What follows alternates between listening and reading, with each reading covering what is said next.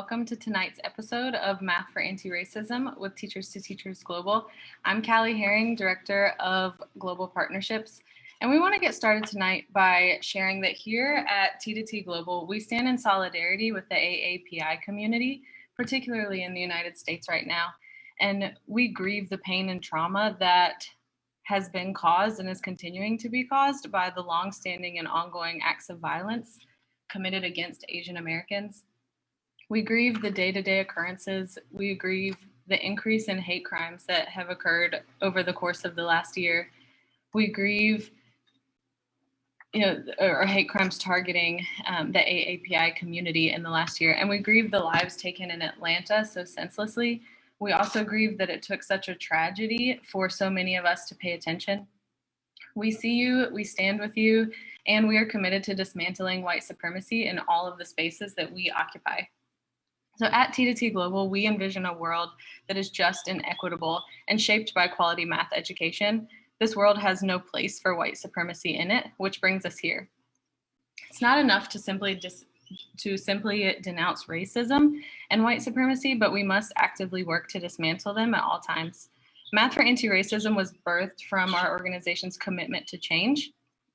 And through amplifying the voices of leaders who are working every day in the trenches, we invite teachers across the United States to join us, to learn alongside of us, and to teach math for social justice. So math class can really be a place where students develop the critical thinking skills necessary to challenge unjust systems and create change in their own lives and in their communities. Our kids are counting on us, and so we don't have any time to lose.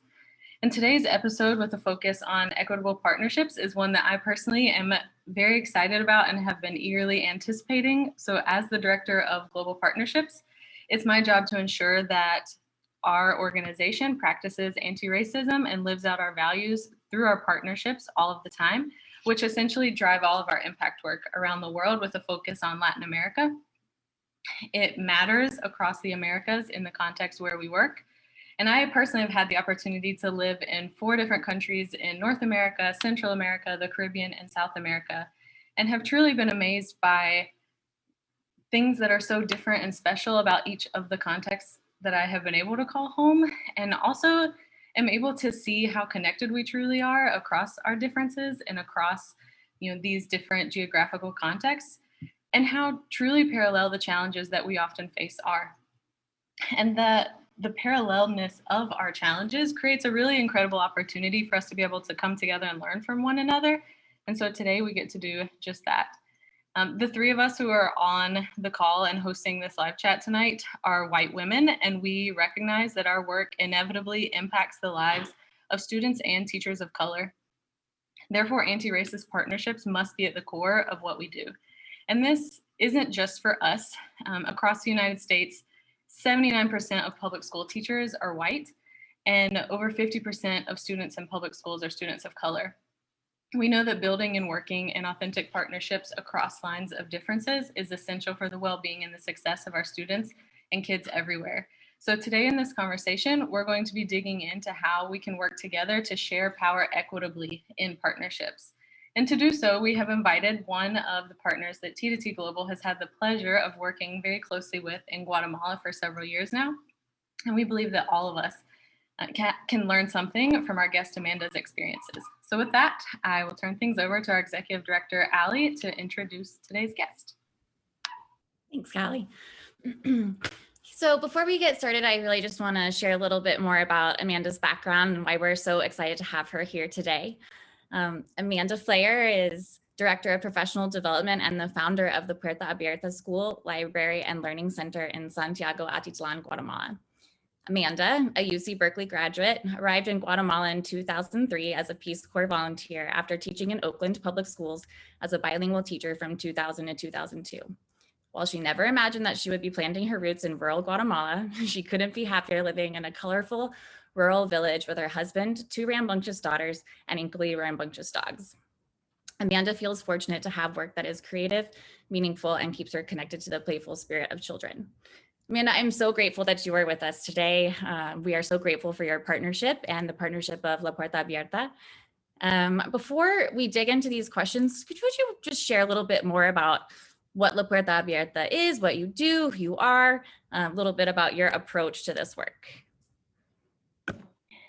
Well, before I begin talking about myself, I just wanted to thank Ali and Callie and Teachers to Teachers and Suhaila that's behind the screens for having me present this evening to talk about such important issues that we are all facing around the globe. And I feel also very fortunate to be able to speak tonight because I feel that I might be able to provide an authentic lens of what it looks like to be that link between organizations, nonprofits in Guatemala that are grassroots or other places like Guatemala that are working with organizations in developed countries, and to understand the psychology, the dynamics, the difficulties sometimes in forming those partnerships. As you mentioned, Ali, I've been living in Guatemala for 20 years. So I feel that that's given me lots of opportunities to see what works and what doesn't work. And when things don't work, to think about why they didn't work and sometimes try again, or sometimes say that was just not a very good idea and we probably won't do that again. I founded the Puerta Abierta almost 15 years ago with the birth of my first daughter. So at the time I was thinking about what I would want for my own child and realized that what I would want for her would be the same that I would want for all children everywhere in the world, which is dignified, creative education that inspires creativity, critical thinking, where children feel safe and loved and nurtured. So with that, a small library was born, and it was the first library of its type in our community of Santiago Atitlán, which is rural Guatemala. And from there, it was step by step. I wanted Emma, my daughter, to have access to a great preschool education where she would learn to love to go to school. And then the idea started to have an informal preschool that blossomed out of the Puerta Abierta. And with that, it was creative primary school education. And with each step, new elements came into our vision of what the Puerta Abierta was. So little by little, in addition to educating our children, there was a need to also educate teachers, and with teachers, then families. And eventually there was the need that was coming directly from the people of our community, which is ultimately, I think, what we desire when we're looking for community initiatives and change, which is what we will be talking about today in greater depth. So fast forward, now we have a primary school. So every year we decided to add on a grade to the Puerta Abierta. So we attend children from preschool through 6th grade. We have parent outreach programs. We believe that every child who would like to study at the Puerta Abierta should be able to, as long as there is space to be able to provide a quality education for the children. That means that we do expect that there's some type of reciprocity with the families that participate, but that can look like very different things depending on what the family's means are. We have a mother's artisan group. We have teen reading circles, community garden. So it sounds momentous and large, I suppose, in words that I'm speaking right now, but I would like our public to know that it's been a labor of love and years of growth, development, working in partnership with our community, with our teachers, with our parents, and other organizations like Teachers to Teachers that have been with us to help make the Puerta Abierta the success that it is today. Thank you. You're welcome. Yeah, labors of love take time, you know, and you also have the opportunity to learn so many lessons when you appreciate the time that that's taking.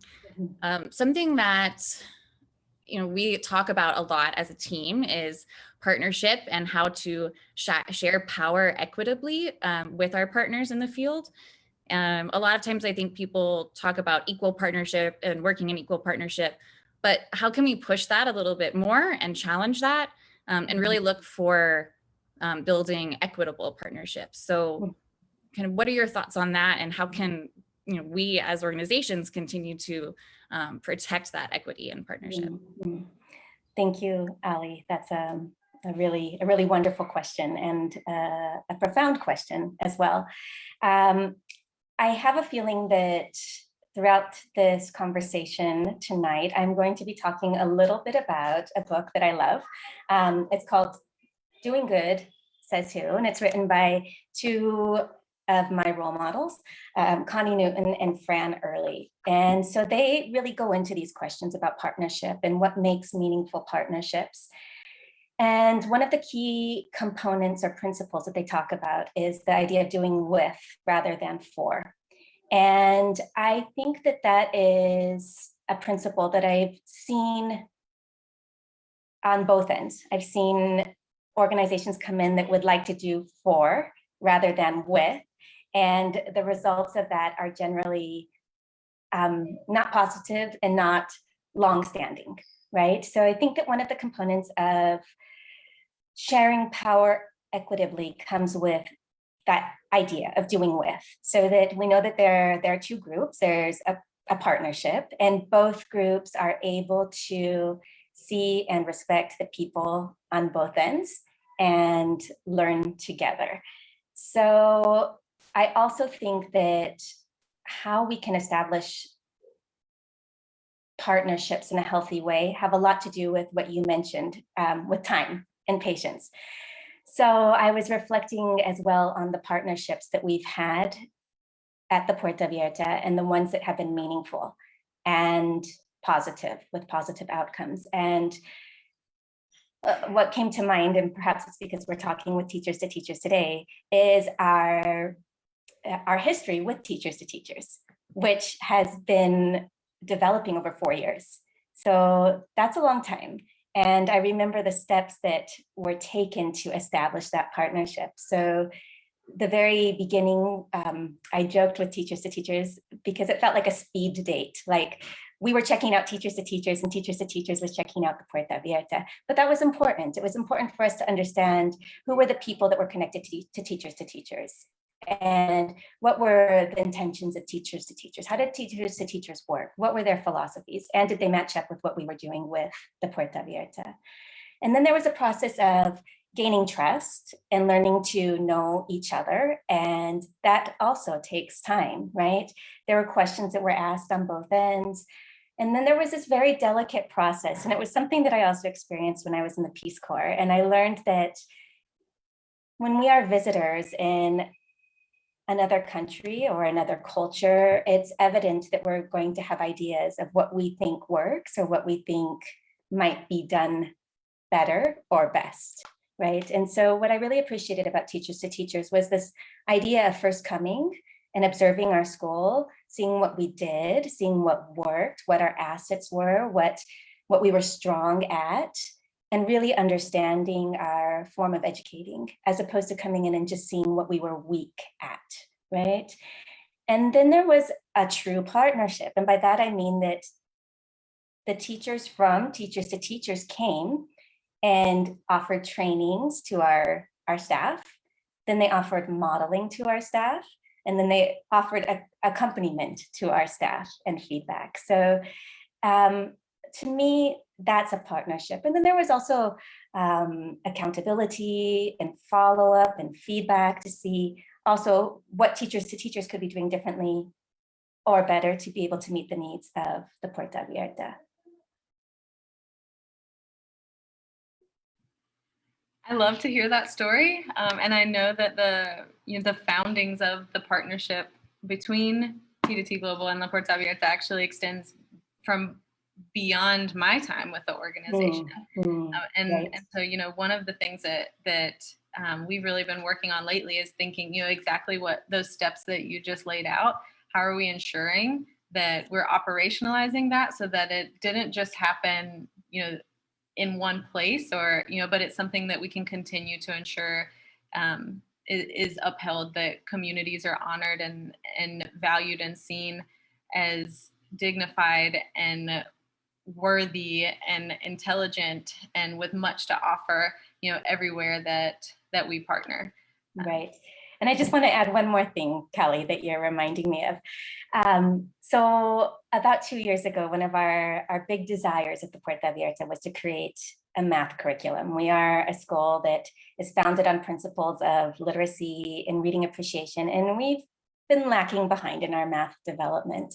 Juanita is the director of the Puerta Abierta, and myself approached Teachers to Teachers and we said, we really, really want a math curriculum. Please make us a math curriculum. And, you know, we're not there yet. We are still like just beginning that phase now of working with Teachers to Teachers and creating that math curriculum. But one of the things that I really appreciate was this process of Teachers to Teachers putting the brakes on and saying, you know, being mindful and saying, well, yeah, of course, we could make a math curriculum. However, how do we know that we're meeting the needs of the community of Santiago Atitlán and the children? We really need the teachers and the community of the Puerta Abierta to identify what kind of curriculum they want, what are the benchmarks for children who are graduating from 6th grade, what does a culturally appropriate curriculum look like for the community of Santiago Atitlán. And I think we're getting there. But again, this also goes back to the concept that Ali brought up of time, right? Like these things don't happen quickly. And there's so much profound development.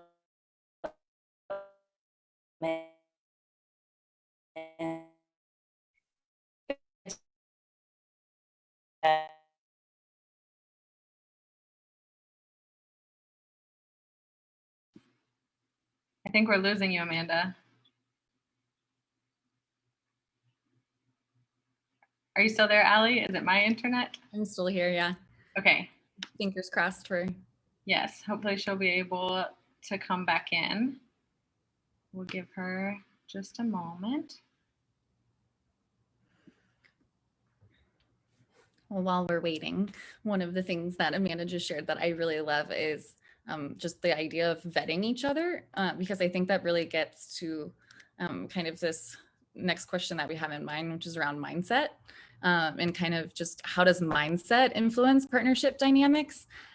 Because anytime you move into a relationship with another person or entity, any kind of relationship, the mindset that you are bringing into that space ultimately influences everything about the dynamics and the trajectory that you build together.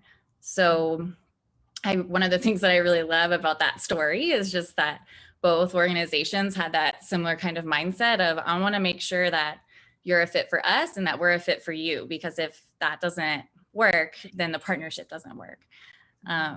So Amanda, we lost you for a second. I was just commenting on how much I love that story and just how thinking about how mindset can really influence the success of a partnership. Right. Okay. Yeah, sorry about that. Our internet connection is sensitive, and anytime someone in my family uses the microwave, the internet goes out. So I really appreciate this question about mindset. And I think that it's human nature to categorize, right? Or to think my way is the right way. And I think that when it comes to mindset, it's important to not categorize and not make assumptions. So I've learned a lot about my own mindset and how to change that, especially in working in communities that are not my own or that might be different from me and who I see myself as or who I represent. And that I think it's really important to maintain curiosity and ask questions. So as opposed to making assumptions, to ask the community, like, why are you doing things this way? Tell me about that, because oftentimes there's a reason, right? And And I also think, we are here, as Callie mentioned, as three white women coming into often countries of people of color who are not white. And so I think we have an important role to play as well of making sure that we are not portraying that role of like the white savior of we are coming here to rescue you, or you are a victim, or we know more than you, or our mindset is efficient and we need to do things faster because this is slow, right? So I think that has a lot to do with, again, maintaining curiosity, asking questions, resisting the temptation to make assumptions, and to, if you have the opportunity, like really live with the community. I admire both of you for having done that. And I think that was one of the lessons that I learned when I was in the Peace Corps, of living and working with the people that I was also partnering with, to be able to understand their mindset and where they're coming from. So I just want to share a small anecdote. This was my first year in the Peace Corps. And I was starting in a school. It was a rural school. I was working with teaching environmental education. And I had come out of working in public schools in Oakland. And public schools in Oakland at that time were with very few resources, but even the few resources that they had made them look quite rich in school supplies compared to public schools in rural Guatemala. And I remember telling the director of the school that I wanted to do an art activity, where the children would make letters of the alphabet and draw animals or figures that went with each level. And I said, so for Monday, I'm going to need, 100 papers and some crayons for the children, just assuming that schools in Guatemala had some type of a minor supply cabinet. And he looked at me with a bit of confusion, like, what are you talking about?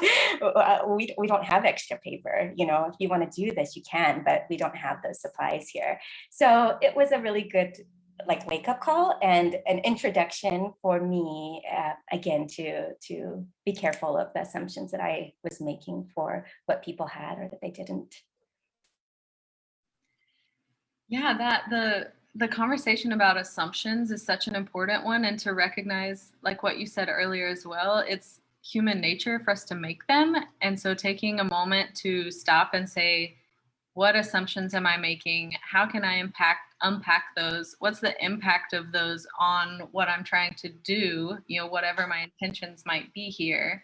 And then, and also recognizing that, also when me being the person that I am and my identity show up in the spaces that I work, assumptions are also made about me because of the histories between the community that I'm in and the community that I'm from, and people who look like me in communities where I'm spending time now, and what the history and dynamics of power and privilege and just what all of that has been. And so recognizing that when I'm coming into a space, and also working to dismantle this idea that a foreigner knows more, or comes and has the knowledge, and that leads back to another question that we have for you, that we would love to hear from your experiences, is what does it really mean to build knowledge together?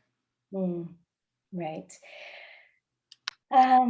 Great question. So I think that, Callie, that goes back to the principle of doing with as opposed to doing for, right? And understanding that in a partnership, again, there are two sides, right, that are meant to be working together for a common goal. So I think that when an organization from a developed country comes to a place that is less developed with the intention of creating a partnership or helping, it's really important to understand what a community has. So what are their assets, and what are they doing well? What might they be able to teach to the partnering organization or institution that's coming to quote unquote help, right? So I think that there are so many examples of this, again, both good and bad. And I feel that oftentimes, I am representing the Puerta Abierta in this moment, there are the intention, the good intention that's in a costume of being a partnership. It's not really, right? So that might be, somebody coming in and saying, oh, I think that what you really need is this, this, and this, without asking, like, what are your community needs?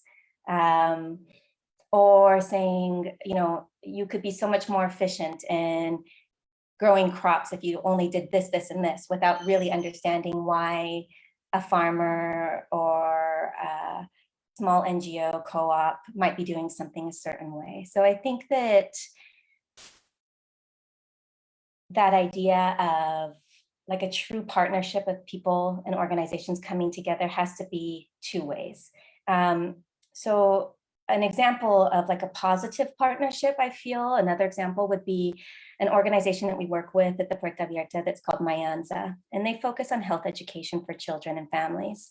And we've had the good fortune of being able to work with them, and both of us coming together and identifying a need for our community at the Puerta Abierta.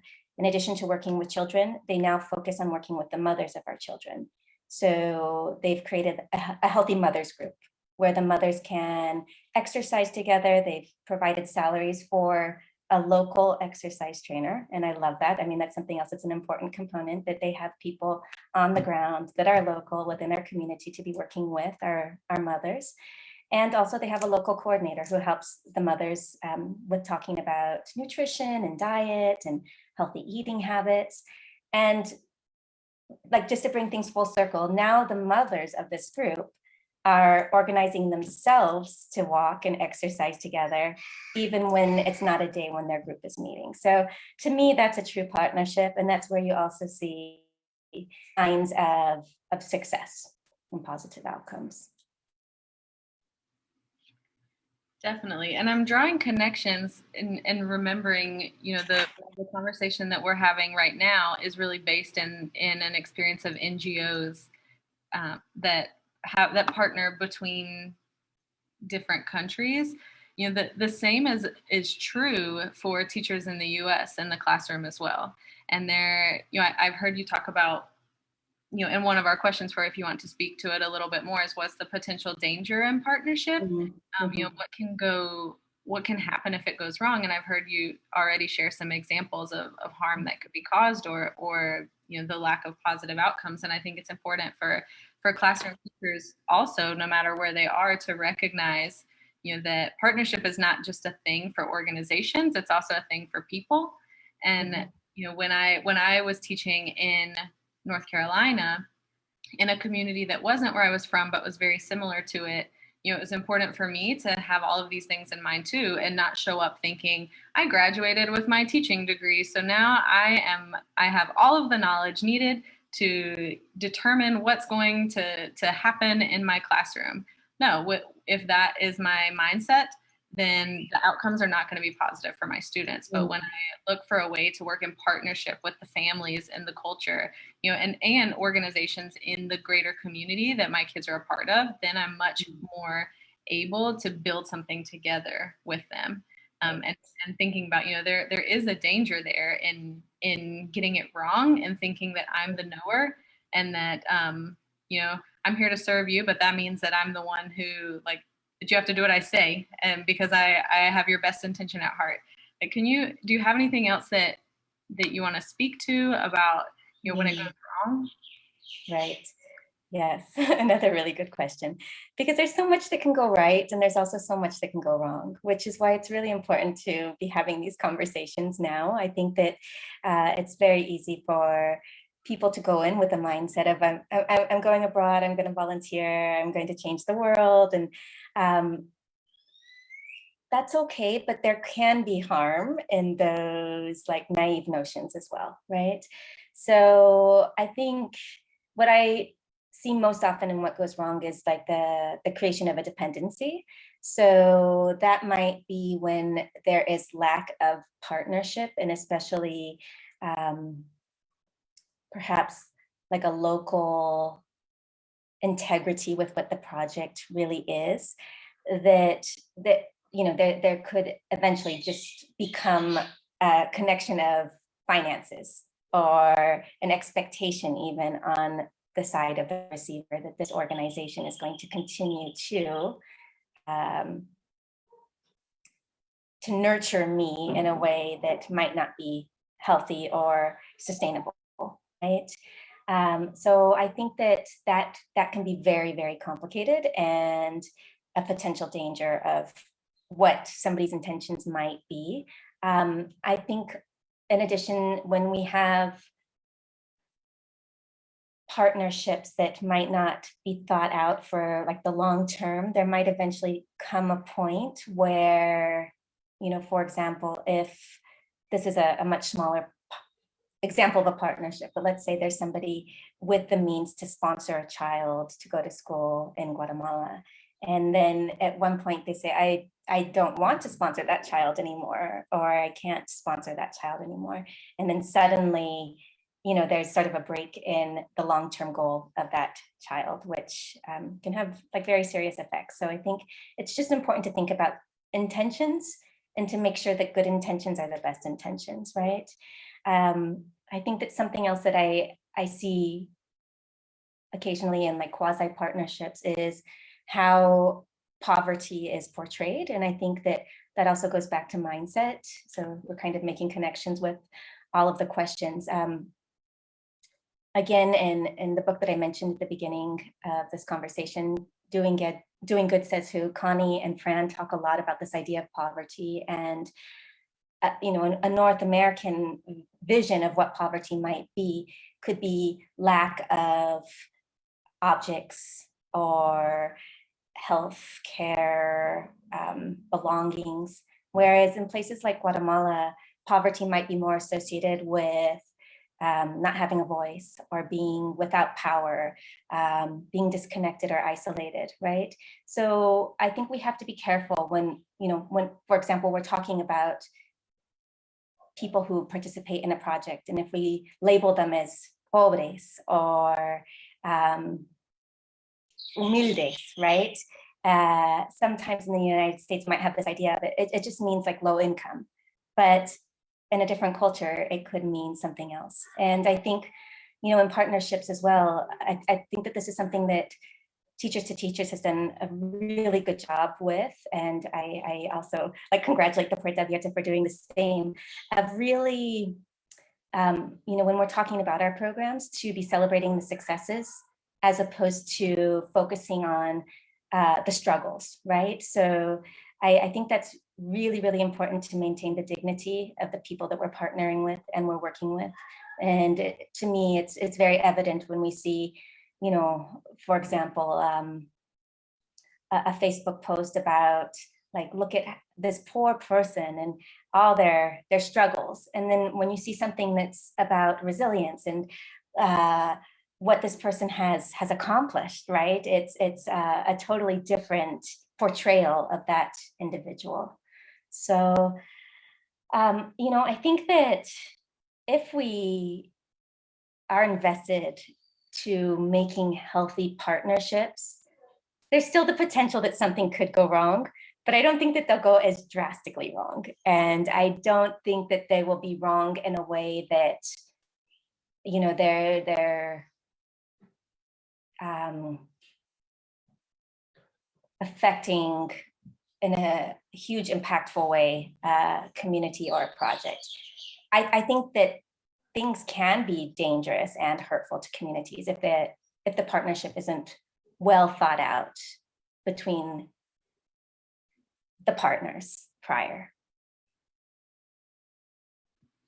Yeah, I'm really hearing you reference the importance of approaching things through a lens of assets, and you know what is good, what is strong, what is beautiful, what is resilient, you know, what and thinking about what are the resources available rather than where are the gaps? Because if I'm just looking at the gaps, then that's what I'm going to find. But if I'm looking for all of the wonderful things that can be brought to the table, then we can really begin to build together and and then, if I'm looking at the deficits, then I'm seeing myself as having the power, and I'm looking at all the places where it doesn't exist. But if I am saying, tell me about the ways that your community excels in these, as I'm getting to know a community, or if I'm able to name those things, then the power is, if it were given to me, it's being transferred back in that moment. I'm able to redistribute through thinking about, it going to, to be able to have power shared equitably, and it not being determined by me as someone who is privileged and often walks into situations with power, but how are we making sure that it truly flows among all of us? Right. Yeah. So as we kind of start to wrap up here, Amanda, can you just share a little bit about what are your hopes and dreams for your students with respect to their math futures and the math curriculum? What are you as a team hoping for and dreaming for related to their math experience? Right. Okay, thank you, Callie, for that question. I think that we hope that on all levels, our students receive an education that inspires creativity and critical thinking, and that also allows them to be agents of change within their community and the world at large. So in terms of math, I think that one of the challenges that we've noticed is that, there has been a cycle of education in rural Guatemala that's very conventional, right? And if we had all the time tonight to talk about why that is, I would love to go into greater detail, but I do think it has an interesting connection with racism and anti-racism, and the idea that perhaps Indigenous people in rural Guatemala weren't really given a quality education, and still aren't, because there is racism that exists in Guatemala. And so people that are Indigenous and rural communities haven't had access to dignified education for many, many years. It's a long history. So what's happened is that teachers teach the way that they were taught, and it's very difficult to break the cycle of having an education that inspires creativity and critical thinking. And that's exactly what we're trying to bring light to at the Puerta Abierta. And that's what we're trying to infiltrate into all aspects of our education, including math. Math is challenging for us because even when we do different types of tests with our teachers to see where they are at with their math levels, our teachers are very, very low in their math skills. So to have the expectation that they will be able to teach their students in a way that's creative, accurate, inspiring, means that oftentimes we have to begin with teaching our teachers, right? And I know that Teachers to Teachers knows a lot about this because this is what you do. So my hope is that our teachers, little by little, are learning the tools to be able to integrate critical thinking and creativity and making math fun for their students, so that our students receive that positive experience with math education. And then when they eventually graduate from 6th grade, that they have the math skills that they need to be able to carry on in their lives and make good choices and decisions. Interestingly, like another complexity that we've seen in education in Guatemala, and again, this goes across all themes and subjects, is this idea of learning wide as opposed to deep. So by that, I mean, it's learning a lot of things all at once, right? But not necessarily have a very strong foundation for that learning. And I realized that that might be an effect of children not staying in school for many years. times are changing, and there is a much higher rate of students graduating from 6th grade, but that's only changed in the last 10 to 15 years. So I do believe that there was this sensation of teaching children a lot in a very little time, because really teachers didn't know if a child would go past 1st or 2nd or 3rd grade, and making it to 6th grade was a huge accomplishment.